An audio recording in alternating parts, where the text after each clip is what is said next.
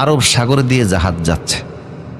তো জাহাজের নাবিকেরা সাগরের মাঝখানে দেখে একটা লোক পানিতে হাবুডুবু খাচ্ছে। স্পিড বোট নামিয়ে দিল লোকটাকে উঠিয়ে আনার জন্য। সাগরের মাঝখানে একটা বেলা ধরে সে ভেসে আছে। সি বোর্ডের সাহায্যে লোকটাকে তুলে নিয়ে আসলো।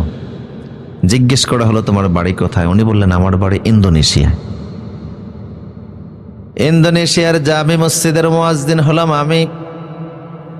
5 ওয়াক্ত নামাজের আযান আমি দিতাম। যখন সিডোরে শুরু হয়ে গেল, পানির প্রচন্ড ধাক্কা আমার মসজিদে গিয়ে প্রবেশ করলো।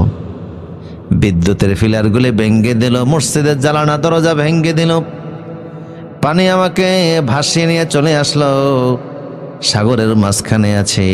নাবিকেরা বলল, কতদিন আছো? মুয়াজ্জিন সাহেব বলছে, আমার কাছে ঘড়ি নাই, তবে দিনের বেলায় আকাশের সূর্য, রাতের বেলায় চাঁদ দেখে মনে হয়েছে প্রায় 15 দিনের মতো আছি। নাবিকেরা বলল, এই 15 দিন তুমি কি খেয়েছ?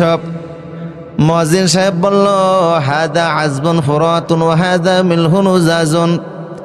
এই 15 দিনে খাবার তো দূরের কথা, এক ফোঁটা পানিও আমি আমার ঠোঁটের মধ্যে লাগাই না। নাবিকেরা বলল, তাহলে কেমনে বেঁচে আছো? কয় 15 দিন আমি শুধু আমার আল্লাহর নামে জিকির করেছি।